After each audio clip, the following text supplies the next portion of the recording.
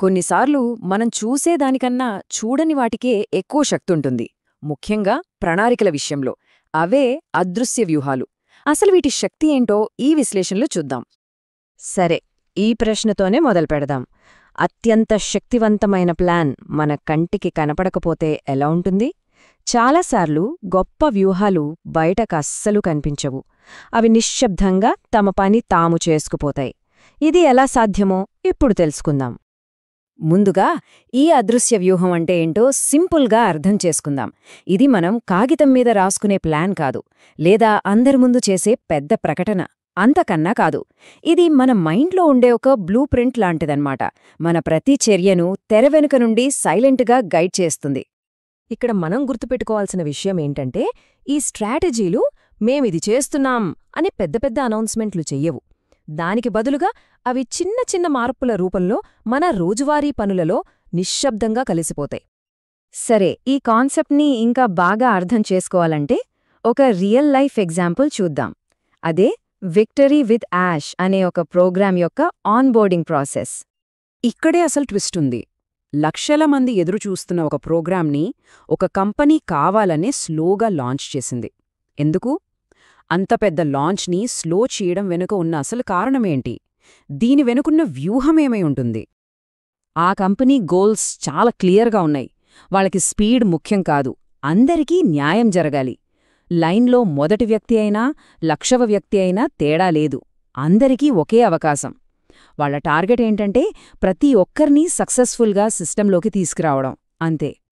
So ఈ slow strategy వెనుక ఉన్న లాజిక్ని అర్థం చేసుకోవడానికి ఒక అద్భుతమైన ఉదాహరణ ఉంది. అదే ఒకే టర్న్ స్టైల్ ఉన్న స్టేడియం అనే ఐడియా. ఒక్కసారి ఊహించుకోండి, కొన్ని లక్షల మంది జనం, వాళ్ళందరూ ఒకే ఒక్క పెద్ద స్టేడియంలోకి వెళ్లడానికి ప్రయత్నిస్తున్నారు. కానీ ఇక్కడే ఉంది అసలు పాయింట్. ఆ స్టేడియంలోకి ఎంటర్ అవ్వడానికి ఉన్నది ఒకే ఒక్క దారి, ఒకే ఒక్క టర్న్ స్టైల్. చూడండి, ఇది కావాలనే సృష్టించిన ఒక అడ్డంకి. దీన్నే మనం బాటిల్ నెక్ అంటాం. ఎందుకంటే అంతమంది జనాన్ని ఒకేసారి లోపలికి పంపడం ఫిజికల్గా ఇంపాసిబుల్. అలా చేస్తే మొత్తం గందరగోళమవుతుంది. సో ఈ కంట్రోల్ అనేది చాలా అవసరం. అంటే ఆ ఒక్క టర్న్ స్టైల్ దగ్గర ప్రతి ఒక్కరిని ఆపి 3 విషయాలు చెక్ చేయాలి. ఫస్ట్, వాళ్ళ టికెట్ కరెక్టా కాదా అని చూడాలి. సెకండ్, వాళ్ళ ఐడెంటిటీని వెరిఫై చేయాలి. ఆ తర్వాతే లోపలికి పర్మిషన్ ఇవ్వాలి. ఈ ప్రాసెస్ వల్ల టైం పడుతుంది, కానీ ఇది చాలా అవసరం. కావాలనే స్లో చేయడానికి కారణం ఇదే అన్నమాట. ఓకే, ఇది బిజినెస్ వరకు బానే ఉంది.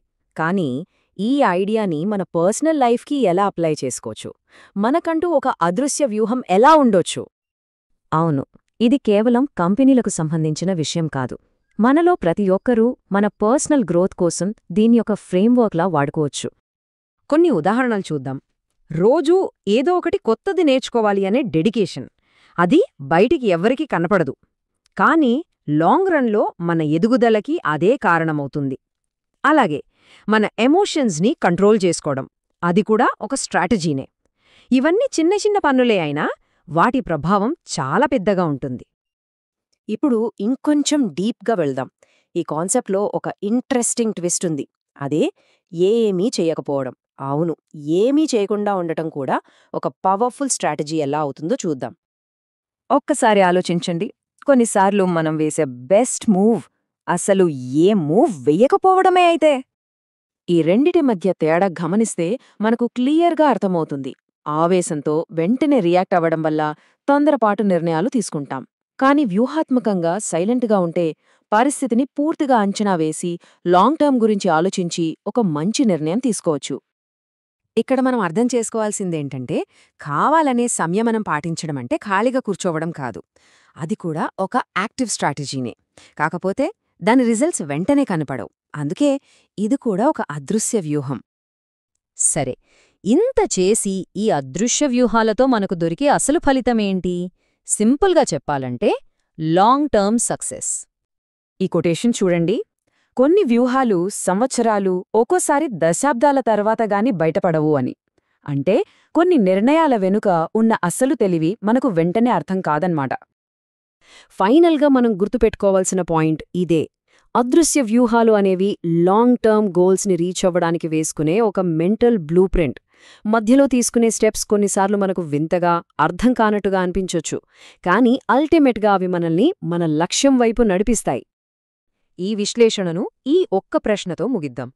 ఒక్కసారి ఆలోచించండి, ప్రస్తుతం మన చుట్టూ ఉన్న ప్రపంచాన్ని, మన జీవితాలను తెర వెనుక ఉండి నడిపిస్తున్న ఆ అదృశ్య వ్యూహాలు ఏమై ఉంటాయి?